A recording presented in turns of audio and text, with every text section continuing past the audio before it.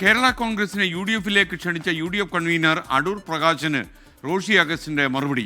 കേരള കോൺഗ്രസ് ഇടതുപക്ഷത്ത് ഉറച്ചു നിൽക്കും. UDF വിപുലീകരിക്കുന്നത് കേരള കോൺഗ്രസിനെ ബാധിക്കുന്ന പ്രശ്നമല്ല. കേരള കോൺഗ്രസിനെ സംബന്ധിച്ചിടത്തോളം രാഷ്ട്രീയ അജണ്ടയും തീരുമാനവും കേരള കോൺഗ്രസ് പാർട്ടിക്കുണ്ട്. അത് പാർട്ടി ചെയർമാൻ തന്നെ വ്യക്തമാക്കിയിട്ടുണ്ട്. ഞങ്ങളുടെ നിലപാടുകൾ ഇടതുപക്ഷ ജനാധിപത്യ മുന്നോട്ടൊപ്പമാണ്.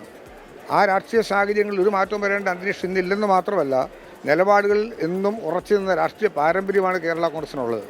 ഇത്തരം വിഷയങ്ങൾ ഞങ്ങളുടെ പാർട്ടിക്ക് ഒരു ചർച്ചയില്ലിപ്പോൾ. വിസ്മയപ്പെടുത്തുന്ന രീതിയിൽ UDF അടിത്തറ വിപുലമാക്കുമെന്ന പ്രതിപക്ഷ നേതാവ് VD സതീശന്റെ പരാമർശനത്തിന് ഇങ്ങനെ മറുപടി. എന്ത് വിസ്മയാന്ന് എനിക്ക് മനസ്സിലായില്ല. തീർച്ചയായിട്ടും അദ്ദേഹം അങ്ങനെ വാക്കുകൾ ഉപയോഗിക്കുന്ന ഒരാളല്ല. പ്രതിപക്ഷ നേതാവ് ഞാൻ ഒരുമിച്ച് നിയമസഭ വന്നതാണ്. ഞങ്ങൾക്ക് രണ്ടുപേർക്കും 10-25 വർഷത്തെ പഴക്കവും തർക്കവും ഉണ്ട് ആ കാര്യത്തിൽ. അദ്ദേഹം ഉടനെ ആലോചിച്ച് പറയുന്ന ആളാണല്ലോ. അദ്ദേഹം അങ്ങനെ പറയേണ്ട കാര്യമുണ്ടെന്ന് എനിക്ക് തോന്നുന്നില്ല. 24 prime time breaking. Umesh Balakrishnan ചേരുന്നു. ഉമേഷ്, VD സതീശൻ അർത്ഥം വെച്ച് തന്നെയാണോ ഇത് പറഞ്ഞത്? മന്ത്രി റോഷി അഗസ്റ്റിൻ പറയുന്ന പോലെ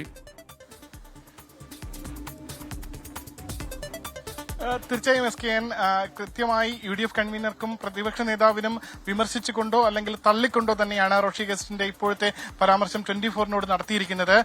നിലമ്പൂർ ഉപതെരഞ്ഞെടുപ്പിൽ നേടിയ വലിയ വിജയത്തിന് പിന്നാലെയാണ് UDF നേതാക്കൾ, പ്രത്യേകിച്ച് പ്രതിപക്ഷ നേതാവും UDF കൺവീനറും UDF-ന്റെ വിപുലീകരണത്തെക്കുറിച്ചുള്ള കാര്യങ്ങൾ പരസ്യമായി മാധ്യമങ്ങൾക്ക് മുന്നിൽ പറഞ്ഞത്. അതിൽ ഒരു പടി കൂടി കടന്ന് UDF കൺവീനർ ഈ കേരള കോൺഗ്രസിനെ UDF-ലേക്ക് ക്ഷണിക്കുകയും ചെയ്തു. എന്തായാലും ആ ക്ഷണം പൂർണ്ണമായി ഇപ്പോൾ റോഷി അഗസ്റ്റിൻ നിരസിക്കുകയാണ്. അത്തരത്തിൽ ഇപ്പോൾ ഒരു ചർച്ചയും നടക്കുന്നില്ല. നിലവിൽ UDF-ൽ പോകേണ്ട ഒരു സാഹചര്യവും കേരള കോൺഗ്രസിനില്ല. കേരള കോൺഗ്രസ് പാർട്ടി LDF-ൽ ഉറച്ചു നിൽക്കും. ഇത്തരത്തിൽ ഒറ്റയ്ക്ക് നിൽക്കാൻ കഴിയാത്തത് കൊണ്ടാകും അവർ മറ്റു പാർട്ടികളെയെല്ലാം UDF-ലേക്ക് ക്ഷണിക്കുക.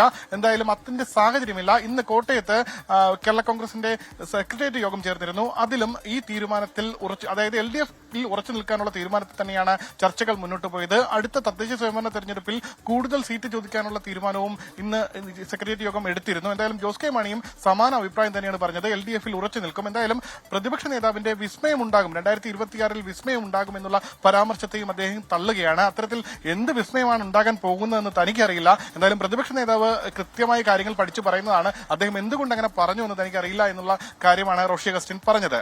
SKN.